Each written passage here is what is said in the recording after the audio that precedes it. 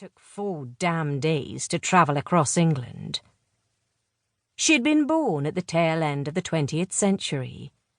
Chuck Yeager's test flight, which had broken the sound barrier by exceeding speeds of 662 miles an hour, had already been in the history books for decades.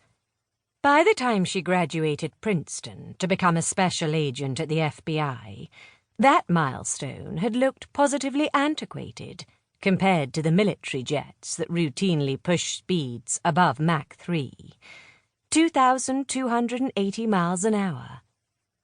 Time was the most valuable commodity in her era. Billion-dollar industries had been created by shaving off a second here, a minute there. Microwaves, cars, texting, the internet. In the 21st century, speed was as natural as breathing. Kendra drew in a deep breath, held it, and let it out slowly. Her gaze travelled back to the fog-shrouded window. Her stomach twisted. This isn't my world. She leaned back against the seat and closed her eyes. In her world, she'd been the youngest person ever to be accepted into the FBI. The Bureau's cyber division had been interested in her tech skills. Her ambition had eventually propelled her into the behavioral science unit, where she'd been successful in carving out a career as a criminal profiler. She'd been happy. Well, maybe happy wasn't the right word, she conceded, but she'd been damn good at her job. Then her life had gone sideways. The scars on her body began to throb, hot and itchy. A psychosomatic response, she was certain, to being shot and nearly dying. Bile rose up, hot and bitter, as Kendra thought about the man responsible for her injuries and getting half her task force killed. Sir Jeremy Green, the British billionaire, had all the trappings of respectability, but you only had to scrape off the surface shine to uncover the filth and muck beneath. Illegal narcotics, weapons smuggling, human trafficking. Sir Jeremy had his pointy fingers in plenty of nasty pots. Was that when her life had skittered sideways?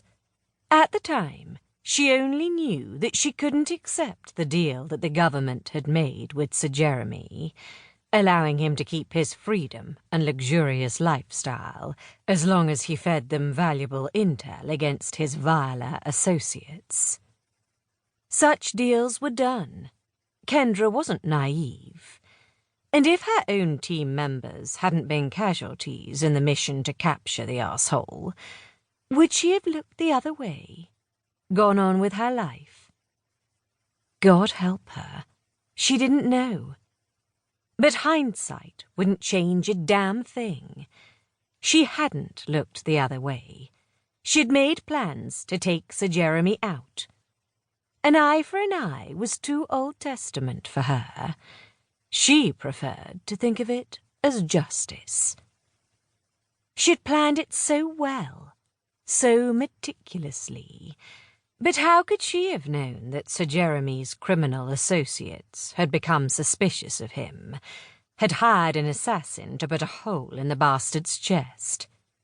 She wouldn't have objected to that if she'd been in her apartment in Virginia and not standing in the room that Sir Jeremy had been entering.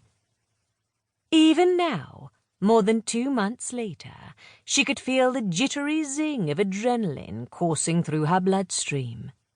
Her memory wasn't quite eidetic, but it didn't need to be for this particular event. The scene was frozen, with stark clarity in her mind.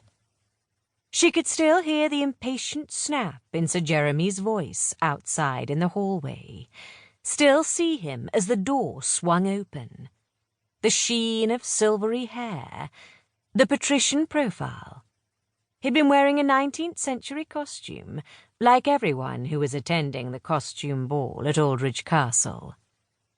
Ice danced down her spine as she recalled